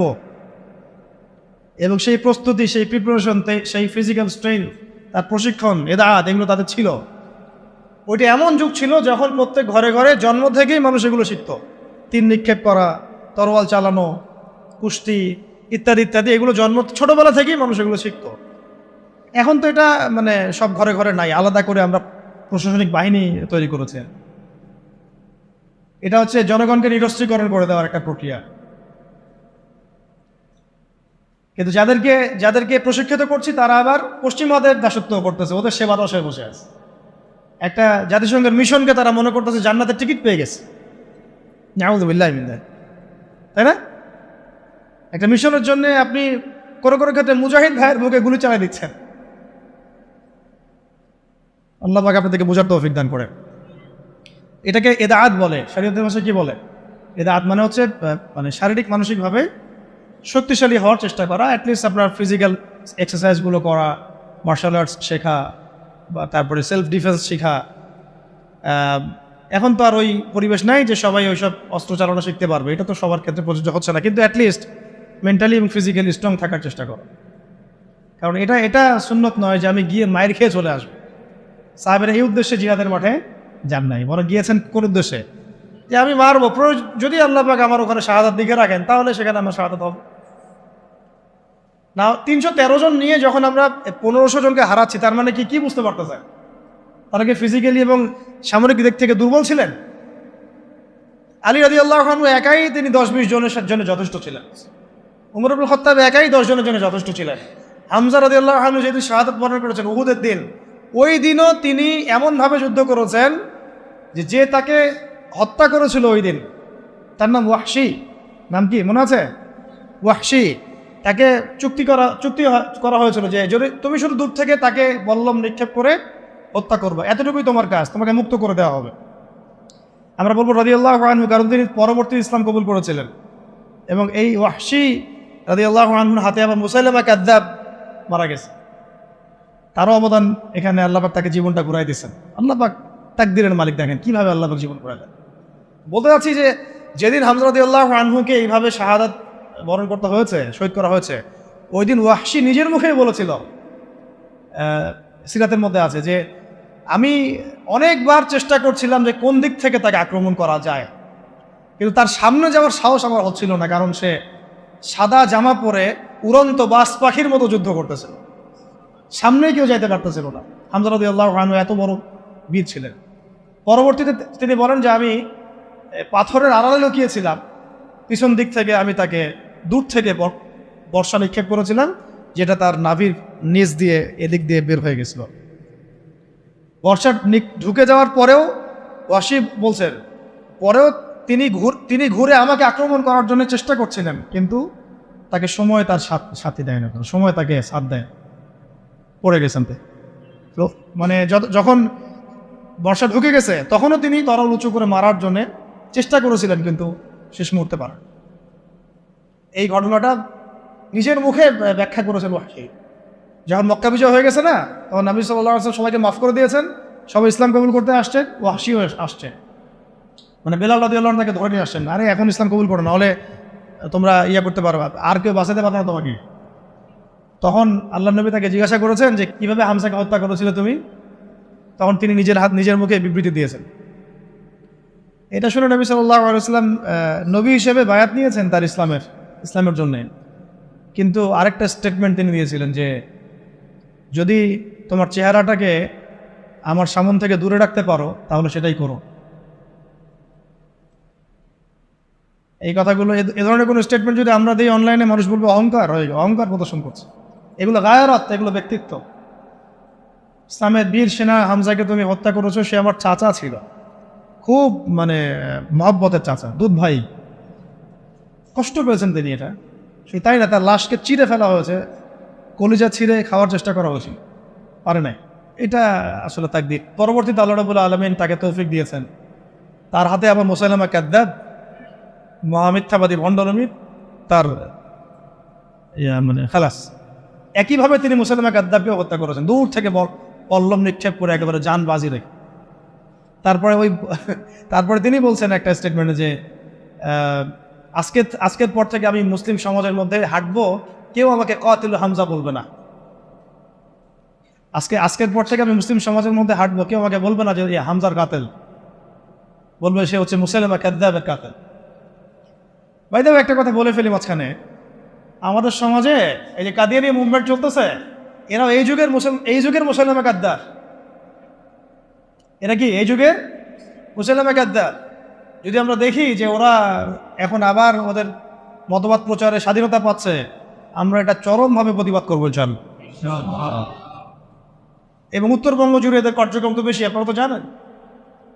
এদেরকে যেখানে পাবেন সেখানে শায়েস্তা করবেন, জ্ঞান দিয়ে, জবান দিয়ে, আদর্শ দিয়ে, সব দিক দিয়ে। এদের সাথে কোনো ওঠা বসা চলাফেরা করবেন না, মুআমালাতি করবেন না, কোনো ব্যবসা বাণিজ্য করবেন না। 13 নম্বরটা নোট করেন, সেটা হচ্ছে ওই যে এক ভাই বলেছিলেন যে জনসচেতনতা তৈরি করা, খুবই ইম্পর্টেন্ট টপিক এটা পয়েন্ট। কারণ বাংলাদেশের মানুষ নামাজ বুঝে, খেলাফত বুঝে না। বাংলাদেশের মানুষ রোজা রাখা ফরজ বুঝে, ইসলামিক খেলাফত, শরিয়া, আইন এগুলো বুঝে না, তাই না বিষয়টা? বাংলাদেশের মানুষ কোনো ক্ষেত্রে এখন পর্দাও বুঝতেছে, পর্দা করা উচিত, ফরজ, যাকাত দেওয়া উচিত।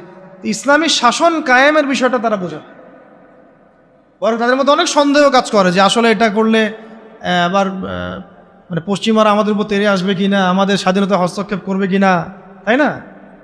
এইটা তাইলে এই খিলাফার সুফল, উপকারিতা এবং এটা না থাকার কুফলটা জনগণের মাঝে প্রচার করা, ব্যাপকভাবে দাওয়াতের মধ্যে এটা নিয়ে আসা, এই শব্দগুলো ব্যবহার করা। এবং এর বাইরে বিপরীতে যে তাগুতি সিস্টেম, যে so called democracy, so called secularism, communism, so called nationalism, এগুলো যেভাবে আমাদের ক্ষতি করতেছে, ইসলামের শরীয়তের পথে বাধা হয়ে দাঁড়াচ্ছে, এটা মানুষের সামনে স্পষ্ট করার। মানে এক কথা পয়েন্ট হচ্ছে জনসচেতনতা তৈরি করা, খেলাফার পক্ষে জনসচেতনতা তৈরি করা। ওটা হলো 13। 14 হচ্ছে অমুসলিমদেরকে বোঝানো, অমুসলিম ভাই বোনদেরকেও এটা বোঝানো বা জানানো যে খিলাফার আন্ডারে তারাই সবচেয়ে বেশি সিকিউর থাকতে পারবে।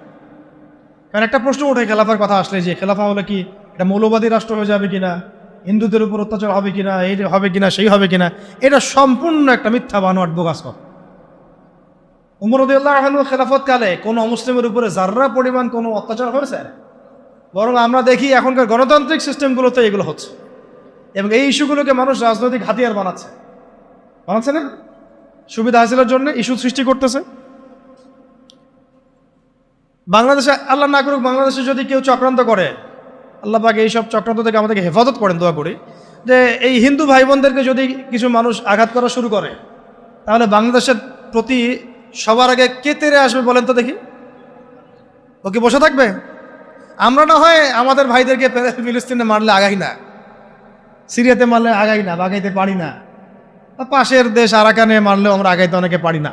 তাই বলে কি খ্রিস্টানরা পারে না, চাইনিজরা পারে না, ইন্ডিয়ানরা পারে না? ওরা কিন্তু ঠিকই আসবে। আপনি বাংলাদেশের মাটিতে যদি কোনো আমেরিকানকে কখনো মারতেন বা মারেন, না উজুবিল্লাহ, না এটা করতে বলতেছি না, তাহলে দেখবেন পুরো শক্তি নিয়ে এসে আপনাকে হামলা করবে না? কোন ইহুদিকে যদি আপনি বাংলাদেশে হত্যা করেন, তাহলে পুরা ইসরায়েল আপনার বিরুদ্ধে যুদ্ধ ঘোষণা করবে না? কিন্তু মুসলিমদেরকে সারা বিশ্বে মেরে ফেললে আমরা ওইটা করতে পারি না, বা ওইটার চেতনা আমাদের মধ্যে কাজ করে না। তো এইটা আমি পয়েন্টটা এখান থেকে বলতে চাইলাম, যে হিন্দু ভাই বোনদের উপর যদি কেউ অত্যাচার করে, তখন কিন্তু এটাকে একটা বড় গ্লোবাল ইস্যু বানায়, পার্শ্ববর্তী যে হিন্দু রাষ্ট্রগুলো আমাদের আশপাশে আছে সবাই এখানে হস্তক্ষেপ করার চেষ্টা করে। তখন গৃহযুদ্ধ লাগাই দেওয়ার চেষ্টা করবে, ওই যে গুজরাটের মতো, হায়দ্রাবাদের মতো। আর গৃহযুদ্ধ যেখানেই লাগবে সেখানেই যে রাষ্ট্র আসবে তার নাম হলো আমেরিকা। যেখানেই দেখবে যে গৃহযুদ্ধের মতো কোনো পরিবেশ, ও আসে বলবে যে আমার এখানে শান্তি কায়েম করতে হবে, গণতন্ত্র কায়েম করতে হবে, তাই আসছি আর কি। তখন আরেক নতুন সিরিয়ার জন্ম হইতে পারে, নাউযুবিল্লাহ। এটা না হোক, আমরা তাই দোয়া করি, কিন্তু এটা একটা ইন্টারপ্রিটেশন যেটা হয়েছে বিশ্বে, এরকম ঘটনা কিন্তু ঘটেছে। এর আলোকে, অভিজ্ঞতার আলোকে কথাটা বললাম, যে অমুসলিম ভাই বোনদেরকে এটা নিশ্চিত করা, বোঝানো যে খিলাফা রাষ্ট্র কোনো মৌলবাদী কনসেপ্ট না, মানে ওদের বক্তব্য অনুযায়ী আর কি। এটার মধ্যে প্রত্যেক অমুসলিমের অধিকার শতভাগ নিশ্চিত থাকবে, বরং বর্তমান প্রচলিত পদ্ধতি চাইতে বেশি থাকবে ইনশাআল্লাহ। তারা তখন আমাদের জিম্মি, একজন জিম্মিকে হত্যা করলে সে জান্নাতের ঘ্রাণও পাবে না, এমন হাদিস আছে। তারা আমাদের জিম্মেদারিতে থাকবে, তারা আমাদের জিম্মি মানে কি, তারা আমাদের জিম্মেদারির মধ্যে থাকবে, ওদের জানমাল হেফাজত করা আমাদের দায়িত্ব তখন। তো হাদিসে আসছে, কেউ যদি এমন কোনো জিম্মিকে হত্যা করে, তাহলে সে তো জান্নাতে যাচ্ছে না, জান্নাতের ঘ্রাণও পাবে না। তাহলে এটা কঠিন না? তো এই সচেতনতা তৈরি করা, এটা খুব ইম্পর্টেন্ট একটা কাজ। তাই একজন বললেই হবে না, আপনাদের সবাইকে এখন থেকে কথার মধ্যে এই বিষয়গুলো আনতে হবে, যে শুধুমাত্র নামাজ, রোজা, হজ, জাকাত এই বিষয়গুলোই ইসলাম নয়, বরং ইসলামিক শাসন প্রতিষ্ঠা করার জন্য আমাদের চেষ্টা করতাম। ইসলামী ল, ইসলামী শরিয়া আইন, ইসলামিক খেলাফা কনসেপ্ট, এই কনসেপ্টটা সবাইকে বুঝানো। আমি খুব আশা করেছিলাম যে এই ধাক্কায় হয়তো ইসলামী খেলাফতের দিকে হয়তো আমরা একটু মুভ করতে পারতে পারি, কিন্তু আবারও হতাশ হলাম, চরমভাবে হতাশ হলাম। আর আমরা দেখলাম যে মাজলুমের বিজয় হলো, জালেমের পতন হলো, এরকম করে আমরা দেখলাম। ইতিহাসে হয়েছে, ফেরাউন ধ্বংস হয়েছে, নমরুদ ধ্বংস হয়েছে, কিন্তু আমরা যেন ওই ফেরাউনের কবল থেকে নিষ্কৃতিপ্রাপ্ত ওই উদ্ধত বনু ইসরায়েলের মতো হয়ে না যায় আবার। বুঝতে পারছেন কথা? ফেরাউনের কবল থেকে মুক্তি পাওয়ার মাত্র 40 দিনের মাথায় বনু ইসরায়েল বাছুর পূজা শুরু করছিল। কতদিনের মাথায়? আর আমরা তো 40 দিন লাগে নাই, 7 দিনের মাথায় আমরা মাশাআল্লাহ ট্রান্সজেন্ডার, সুদ, পশ্চিমাদের দাস, এমন কিছু মানুষকে আমরা আমাদের মাথার উপরে নিয়ে চলে আসলাম। আল্লাহ আমাদেরকে বোঝার তৌফিক দান। এখন আমরা আশা করছিলাম যে এই মুভমেন্টগুলোর মধ্য দিয়ে হয়তোবা, যেহেতু এখানে ওলামায়ে কেরামরা সম্পৃক্ত ছিলেন, বড় বড় সংগঠনগুলো সক্রিয় অংশগ্রহণ করেছেন, কেউ বলেছেন, কেউ লিখেছেন ইত্যাদি, এবং ছাত্র জনতা সবাই আমভাবে ছিলেন, যে হয়তোবা তাদেরকে বোঝানো যাবে যে ইসলামিক বিষয়গুলো বাস্তবায়ন করা এটাই মুখ্যম সময়। কিন্তু আমরা আবারও হতাশ হলাম আর কি। জানি না ভবিষ্যতে কী হবে, তবে আমার আশঙ্কা যে খিলাফা স্টেট এভাবে বাস্তবায়িত হবে না। কারণ ওই কনসেপ্টটা এই প্রজন্ম অনেক কিছু করছে, সাহসিকতা দেখাচ্ছে, ওদের মধ্যে উদ্যম আছে, সাহস আছে, জীবন দেওয়ার মানসিকতা আছে, কিন্তু ওদেরকে আমরা তাওহীদ বুঝাইতে পারতেছি না, তাই না? ওরা দেশপ্রেমে করতেছে, জালেমের বিরুদ্ধে দাঁড়াচ্ছে, জালেমের বিরুদ্ধে দাঁড়ায় গেছে, তারা দেশপ্রেমের চেতনায় লালন করতেছে, অন্যায় সহ্য করতেছে না, সাহস দেখাচ্ছে, ওদের বুদ্ধি আছে, ওদের মাশাআল্লাহ ওদের ডেডিকেশন আছে, সব কিছু আছে। তাওহীদ বুঝাতে পারছি না আমরা যে এই কাজগুলো করতে হবে আল্লাহর জমিনে, আল্লাহর হুকুম কায়েমের জন্যে, আল্লাহর জমিনে গণতন্ত্র কায়েম করার জন্য না, আল্লাহর জমিনে এই তথাকথিত জাতীয়তাবাদ আর ধর্মনিরপেক্ষতা কায়েম করার জন্য না। এই ডেডিকেশনগুলোই দরকার আমাদের আল্লাহর জমিনে খিলাফা কায়েম করার জন্য। এই মেসেজটা আমরা ইয়াং জেনারেশনকে দিতে চাই বা দেওয়া উচিত। এইটার জন্য আমাদের সবার কথা বলা উচিত, কারণ আমার বিশ্বাস এদেরকে তারা হবে ইনশাআল্লাহ। যা তারা করে দেখিয়েছে আমাদের বিশ্বাস এই জেনারেশনকে দিয়ে হবে ইনশাআল্লাহ সবার। তবে তাদেরকে তো ছোটবেলা থেকে এইসব বোঝানো হয়নি, পড়ানো হয়নি, জানানো হয়নি, তারা তো ওই ধাঁচে বড় হয়ে ওঠে নাই। একটা হাদিস মনে রাখবেন, তাহলে আপনাদেরকে এটা বুঝতে সুবিধা হবে। একজন ব্যক্তি এসে জিজ্ঞাসা করেছিলেন, এই হাদিসটা দিয়ে দিই অনলাইনে, যে ইয়া রাসূলুল্লাহ সাল্লাল্লাহু আলাইহি ওয়াসাল্লাম, কে শহীদ, কে? একজন বলছেন, ইয়া রাসূলুল্লাহ, একজন ব্যক্তি যুদ্ধে গিয়েছে জাতির জন্যে, একজন গিয়েছে বীরত্ব প্রদর্শনের জন্যে, একজন গিয়েছে বাহবা পাওয়ার জন্যে, কে শহীদ? নবীজি বলছেন এক বাক্যে, মান কাতালা লিতাকুনা কালিমাতুল্লাহি হিয়াল উলিয়া ফাহুয়া ফি সাবিলিল্লাহ। যে ব্যক্তি শুধুমাত্র আল্লাহর জমিনে আল্লাহর কালিমার পতাকা সমুন্নত করার জন্য যুদ্ধে গিয়েছে, শহীদ হয়েছে, ওইটাই আল্লাহর রাস্তা, ওইটাই শহীদ। এটা শহীদের সবচেয়ে বড় স্তর। হ্যাঁ, অবশ্যই মাজলুম যারা জালেমের বিরুদ্ধে দাঁড়িয়েছে তারাও ইনশাআল্লাহ শহীদ, ইনশাআল্লাহ তারাও শাহাদাতের মর্যাদা পাবেন ইনশাআল্লাহ। নবীজি হাদিসের মধ্যে এইভাবে বলেছেন, মান কাতালা লিতাকুনা কালিমাতুল্লাহি হিয়াল উলিয়া ফাহুয়া ফি সাবিলিল্লাহ। যে ব্যক্তি আল্লাহর জমিনে আল্লাহ পাকের পতাকাটা, মানে কি পতাকা বলতে এখানে কি বোঝাচ্ছে? শরিয়া, আল্লাহর দিন, খিলাফা, এটা কায়েম করার জন্যে জিহাদ করে, যুদ্ধ করে, অথবা শহীদ হয়, এটা হলো আল্লাহর রাস্তায়। অবশ্যই যে কোনো জালেমের বিরুদ্ধে দাঁড়িয়ে যদি শহীদ হয় সে শহীদ হবে, অত্যাচারী শাসকের সামনে দাঁড়িয়ে যদি হক কথা বলে, তাকে যদি হত্যা করে ফেলে সেও শহীদ হবে ইনশাআল্লাহ। অনেক স্তর আছে, এটা সর্বোচ্চ স্তর। আর সাহাবীরা কিন্তু এই চেতনাতেই যুদ্ধে গিয়েছেন। সাহাবীরা কি ভাষার জন্য যুদ্ধে গিয়েছিলেন? সাহাবীরা কি মানে কি বলবো, দুনিয়াবি কোনো স্বার্থে যুদ্ধে গিয়েছেন, জিহাদে গিয়েছেন? তারা শুধু আল্লাহর দিন কায়েমের জন্য জিহাদে। অন্য কোনো স্বার্থ ছিল? এমনকি তাদেরকে এই স্বার্থও ছিল যে যুদ্ধে জয় হলে আমি গনিমত পাবো অনেক, হ্যাঁ, এই নিয়ে ছিল, যুদ্ধ জয় হলে আমি অনেক গনিমত পাবো, সম্পত্তি হবে, আমাকে সবাই বীর বলবে, ইত্যাদি ইত্যাদি। এরকম কোনো একটাই লক্ষ্য উদ্দেশ্য নিয়ে তারা ঝাঁপিয়ে পড়েছেন, সেটা হচ্ছে আল্লাহর জমিনে আল্লাহর তাওহীদ, লা ইলাহা ইল্লাল্লাহ, এই কালিমা যেন প্রতিষ্ঠিত হয়।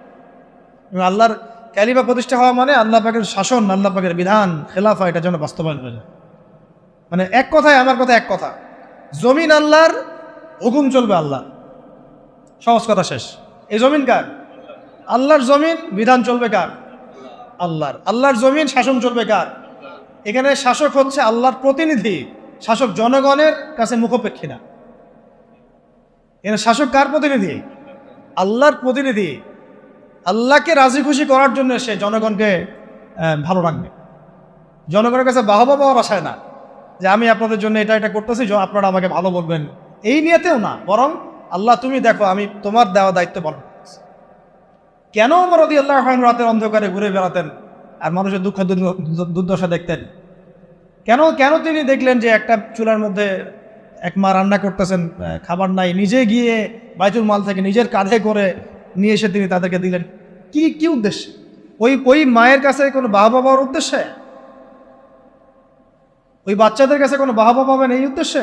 ভালো বলবেন এই উদ্দেশ্যে? দুনিয়াবি কোনো স্বার্থে? কোশ্চিন কালেও না। শুধু এক আল্লাহকে খুশি করার জন্য এবং তার ভয়ে যে আমার আন্ডারে যদি কোনো ব্যক্তি জুলুমের শিকার হয় তাহলে তো আল্লাহ পাক আমাকে ধরতে পারে, আর আমি যদি তার এই দুঃখ দুর্দশা দূর করে দেই, আল্লাহ পাক আমার দুঃখ দূর করে দিবে, সন্তুষ্ট হবে। এখানে একটা মারাত্মক পয়েন্ট আছে যেটা আমরা মিস করতেছি। তরুণ ভাইদেরকে বলবো, নিয়াত ঠিক করে নাকি? আপনি কোন নিয়াতে এবং কি উদ্দেশ্যে লড়াই করছেন এবং সংগ্রাম করছেন। অবশ্যই জালেমের বিরুদ্ধে দাঁড়িয়ে যাওয়াটা অনেক বড় একটা সওয়াবের কাজ এবং এটা বিশাল মর্তবা, কিন্তু কাজ এখানে শেষ নয়। কাজ শেষ হবে কখন? যখন আল্লাহ পাকের জমিনে আমরা আল্লাহর খেলাফত বাস্তবায়ন করতে পারব। আমার কথা কি বুঝতে পারতেছেন আপনারা? তাই আমরা এই সচেতনতাটা তৈরি করব এবং তরুণ ভাইদেরকে বোঝাবো, তাদের পর্যন্ত বার্তা পৌঁছানোর চেষ্টা করব। এরপর যদি তারা না বুঝে আবার ঘুরে ফিরে সেই পশ্চিমাদের ট্র্যাপে পড়ে যায়, তাহলে আফসোস করা ছাড়া আমাদের কিছুই করার নেই। তখন আল্লাহি তখন এই হাজার হাজার শহীদের রক্তের সাথে গাদ্দারি হয়ে যাবে, হবে না? তখন আল্লাহি আল্লাহর কসম এই হাজার শহীদের সাথে গাদ্দারি হয়ে যাবে। তারা তো পশ্চিমাদের সেবা দাস হওয়ার জন্য রক্ত দেয় নাই। আমাদের ভাইরা যারা জীবন দিল কয়দিন আগে আপনারা দেখলেন, তারা কি পশ্চিমা কোনো গোষ্ঠীর দাস হওয়ার জন্য রক্ত দিয়েছে? তারা স্বাধীনতা চেয়েছে। স্বাধীনতা মানে কি? আমি বুক ফুলায় সিংহের মতো চলবো আমার দেশে এবং আল্লাহর পাকের ইবাদত করব, কেউ আমাকে কিছু বলবে না, অমুসলিমরা নিরাপদে থাকবে, আমরা ওদের কোনো ক্ষতি করবো না, এবং আমরা আল্লাহ পাকের জমিনে আল্লাহ পাকের বিধানগুলো বাস্তবায়ন করব, ওই আলোকে আমরা দেশ শাসন করবো। এটা উদ্দেশ্য না? এই উদ্দেশ্য যদি বাস্তবায়িত না হয়, তাহলে আমরা তাদের সাথে অনেক বড় গাদ্দারি করে ফেলবো। কোন মুখ নিয়ে আমরা তাদের সামনে কিয়ামতের মাঠে দাঁড়াবো, এটাও ভাবতে হবে, আমাদের চিন্তা করতে হবে। সেদিন যখন দেখা হবে তাদের সাথে, তারা তো আমাদেরকে প্রশ্ন করবে যে আমরা তো রক্ত দিয়ে আসলাম, তোমরা আবার সুধী মহাজনকে কেন মাথার উপরে বসাইলে? আমরা তো এই জন্য রক্ত দেই নাই। আমরা তো আল্লাহ পাকের জমিন, আল্লাহ পাকের দাসত্বের জন্য রক্ত দিয়েছিলাম। গাদ্দারি করেন না শহীদ ভাইদের সাথে। আমি জানি মাসোয়ারা আপনারা ওলামায়ে কেরাম, বরেণ্য ওলামায়ে কেরামদের সাথে করছেন না, অন্য থিঙ্ক ট্যাঙ্ক আছে আপনাদের, কিন্তু আল্লাহ না করুক, দোয়া করে এমনটা যেন না হয়। আপনাদের প্রতিভা, সাহস, ধৈর্য এবং এই যে বীরত্ব, এটাকে যেন একটা স্বার্থান্বেষী মহল তাদের নিজস্ব এজেন্ডা বাস্তবায়নে ব্যবহার করতে না পারে, খেয়াল রাখবেন এই জিনিসটা। আল্লাহ পাক আপনাদেরকে বোঝার তৌফিক দান। তা আমাদের এই জিনিসটা খেয়াল রাখতে হবে যে আমাদের নিয়াতটা এটা থাকবে, অমুসলিমদেরকে বোঝানো যেন খেলাফার আন্ডারে তারাও শান্তি শৃঙ্খলার সাথে থাকতে পারবে, এটাতে কোনো সমস্যা নেই। বরং আপনারাই বলেন যে একটা এলাকায় খুব চুরি হচ্ছে মনে করেন, যদি জুমার দিন জুমার নামাজের পরে একটা চোরকে সামনে ধরে সব জনগণের সামনে হাতটা দিয়ে কেটে কবজি পর্যন্ত, চুরি তো নিশ্চয়ই বাড়বে, আর নাকি? চুরি কি তখন বাড়বে সমাজে না কমবে? এই যে চুরি করলে যে চোরের হাত কাটতে হয়, বলেন তো আমাদের দেশের কত পার্সেন্ট মুসলিম এই আকীদাটা পোষণ করে? বা যারা এখন মানে আমাদের উপরে নিচে ডানে বামে আছে, তারাও কি মনে করে যে এটা একটা ইসলামী শরিয়া, এটা করা উচিত? বরং বেশিরভাগই মনে করে এটা তো একটা মৌলবাদী বিষয় হয়ে যাবে, পশ্চিমারা আবার আমাদেরকে তেড়ে আসবে ইত্যাদি ইত্যাদি, তাই না? বলবো যে এটা তো কি ফান্ডামেন্টাল রাষ্ট্র হয়ে গেছে। ওরা তো কখনোই চাইবে না একটা রাষ্ট্র খিলাফা কায়েম হোক, তারা চাবে মডারেট ইসলাম যেন প্রতিষ্ঠিত হয়। মডারেট ইসলাম মানে কি? যেটা পশ্চিমাদের স্বার্থ রক্ষা করবে, আবার এদিকে নামাজ রোজাও করবে। পশ্চিমাদের স্বার্থ রক্ষা করবে, আবার নামাজ রোজা হজ যাকাতও চালু থাকবে। এই ইসলাম তারা পছন্দ করে, এই ধরনের আলেমদেরকে তারা পছন্দ করে, এই ধরনের ইসলামিক সেলিব্রিটিকে তারা পছন্দ করে, ব্যক্তিদেরকে পছন্দ করে। আর আমরা যখনই বলবো যে না আমরা ওদের সেবা তো সব না, আল্লাহ পাকের জমিনে আল্লাহ পাকের শরিয়া বাস্তবায়ন করতে হবে, খেলাফা, তখন আমাদেরকে এরা বলবে এরা পাহাড়ি মোল্লা। এরা কারা? আরে তোমরা তো সাক্ষী আছো, ওই পাহাড়ি মোল্লারা যখন রাষ্ট্র ক্ষমতায় গিয়েছে ওরা সিংহের মতো গেছে, পশ্চিমাদের সেবাদাস হয়ে যায় নাই। ওরা সিংহের মতোই ছিল, সিংহের মতোই যুদ্ধ করছে, সিংহের মতোই শাসন ক্ষমতাও পাইছে। ওদেরকে কারোর সাথে নেগোশিয়েট করতে হয় নাই যে আমাদেরকে একটা আলেম কোঠা দাও রাষ্ট্র চালাই, তুমি আমাকে কোঠা দাও আর কে? বরং ওলামায়ে কেরাম বা মুজাহিদ ভাইরা তারা সিদ্ধান্ত নেবে যে কারা থাকবে প্যানেলে, কারা থাকবে না। তুমি সিদ্ধান্ত দেওয়ার পশ্চিমারা কে? সিদ্ধান্ত দেওয়ার পশ্চিমারা কে? আপনি লড়ছেন, স্বাধীন আপনি করছেন, সংগ্রাম আপনার, সিদ্ধান্ত ওরা দেওয়ার কে? এই জিনিসগুলো আমরা বুঝতে পারতেছি না। তো এই আমাদের জেনারেশনকে এটা জানানো বোঝানো যে ইসলামিক লস যেগুলো আছে, হাত কাটা, রজম, এই জিনার শাস্তি, চুরির শাস্তি, মদের শাস্তি, তারপরে যে ব্যভিচারের শাস্তি, ধর্ষণের শাস্তি, বা এই যে একজনকে হত্যা করে ফেললো নিরীহ মানুষ মাজলুম, তার কেসাস, হুদুদ কেসাস, এগুলো বোঝানো, শব্দগুলো পরিচিত করা দরকার। তাগুত, হুদুদ, কিসাস, শরিয়া, ইমারা, খেলাফা শব্দগুলা কি করা দরকার? পরিচিত করা দরকার। মানুষ তো জানেই না শব্দগুলো, বুঝতেই পারতেছে না শব্দগুলো। তো এখন আমি একা বা 10 জন 20 জন মানুষ বললে কি সবাই জানবে? সবাইকে বলতে হবে, সবাইকে বলতে হবে কথা। এগুলো নিয়ে সবাইকে কথা বলতে হবে। হয়তোবা আগামীকালকে খেলাফত কায়েম হবে না, কিন্তু আমরা যদি এই মেহনতটা চালু করে মানুষকে এই খেলাফার ফজিলত বুঝাতে পারি এবং এটা না থাকার কুফল বুঝাতে পারি, কে জানে 20 বছর পর হয়তো হবে ইনশাআল্লাহ। 15 বছর 16 বছরের একটা সিলসিলা 15 সেকেন্ডের মধ্যে চলে যায় নাই, 15 দিনের মধ্যে চলে যায় নাই, উঠে যায় নাই। এই তো কয়দিন আগে কি মনে হচ্ছিল, আর এখন মানুষ কি মনে করতেছে? কি আকাশ আসমান জমির পার্থক্য! কি ছিল আর কি হলো? তাহলে কার পরিকল্পনা? তাহলে আমরা হয়তো আগামীকাল খেলাফত কায়েম করতে হয়তো পারবেন না, নাও পারতে পারেন, ইল্লা মাশাআল্লাহ। কিন্তু এই বিষয়গুলো যখন মানুষ জানবে, আলোচনা হবে, চর্চিত হবে, একদিন না একদিন তো হবে ইনশাআল্লাহ। এটাই আমাদের কাজ, প্ল্যাটফর্ম তৈরি করা। তাহলে ইলমের সাথে আমল, তাজকিয়া, তারপরে ওলামায়ে কেরামদের সোহবত, মুরব্বি রাখা, মশওয়ারা করা, আমিন নির্ধারণ করা, তারপরে সূরাভিত্তিক পরামর্শ করা, হালাল খাওয়া, এদাত মানে ফিজিক্যালি ফিট থাকা, এবং সিরাতের চর্চা বলছি কেন? কারণ সিরাতের মধ্যেই সব কিছু লিখাই আছে কীভাবে আপনি করতে হবে। এবং ব্যাপক দাওয়াতি কাজ করা, সচেতনতা মানে দাওয়াতি কাজ করা, এবং দাওয়াতের সাথে সাথে জিহাদের প্রস্তুতি রাখা। এটা শেষ কথা। দাওয়াতের সাথে সাথে কি রাখা? জিহাদের প্রস্তুতি রাখা। দেখেন, শেষ কথা এগুলো, শেষের দিকে কথা, যে মক্কায় হচ্ছিল না, সাহাবীরা আবিসিনিয়া চলে গেলেন, নবীজি তায়েফে গেলেন।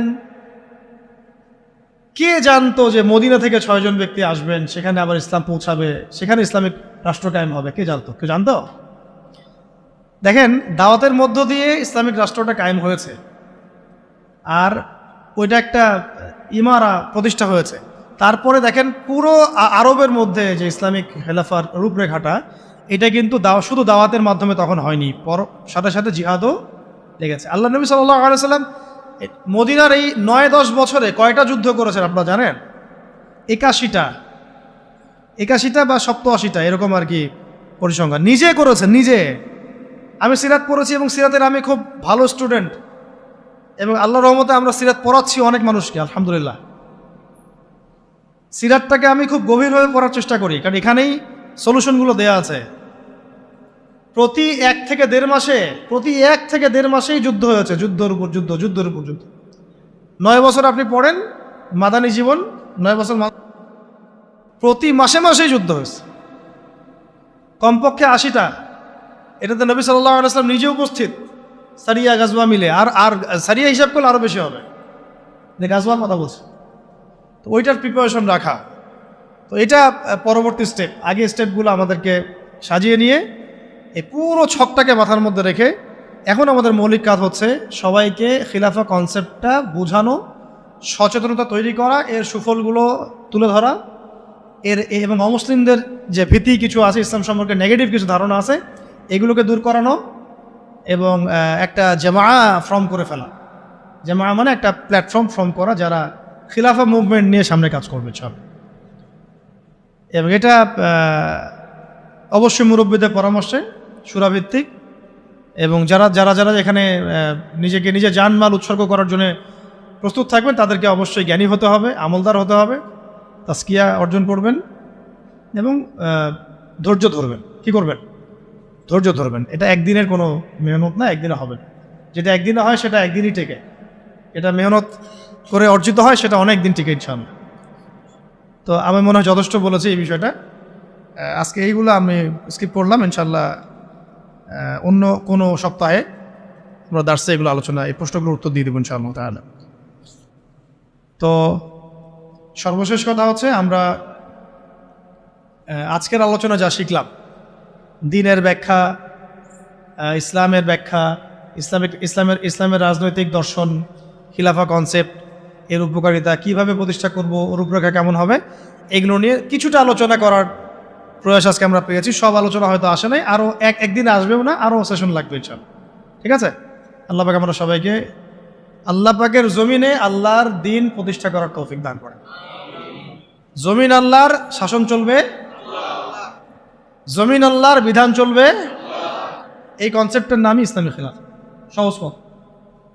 সহজ কথা এটা, যে আল্লাহর জমিন শাসন চলবে আল্লাহর, আল্লাহর জমিন বিধান চলবে আল্লাহর। আমরা এখানে আল্লাহর প্রতিনিধি মাত্র, আমরা আল্লাহ পাকের খলিফা। খলিফার ফাংশনই হচ্ছে খিলাফা কায়েম করা, আর খিলাফা হচ্ছে ইসলামের রাজনৈতিক দর্শন। এর বাইরে যা আছে এগুলো সব কিছুই বাতিল। সাময়িক কিছু উপকারিতা দিতে পারে, সাময়িক উপকারিতা কিছু দিতে পারে, কিন্তু এটা কখনোই মুসলিমদের স্বাধীনতা অর্জনের একমাত্র মাপকাঠি বা মানদণ্ড কখনোই হতে পারে না। আর এটাকে যারা স্বাধীনতা মনে করে, এরা দিনে দুপুরে জেগে জেগে স্বপ্ন দেখতেছে। আল্লাহ পাক এই ঘোরটা কাটায় দেন, আমিন। اللهم آمين. ربنا ظلمنا أنفسنا وإن لم تغفر لنا وترحمنا لنكونن من الخاسرين. اللهم آتنا في الدنيا حسنة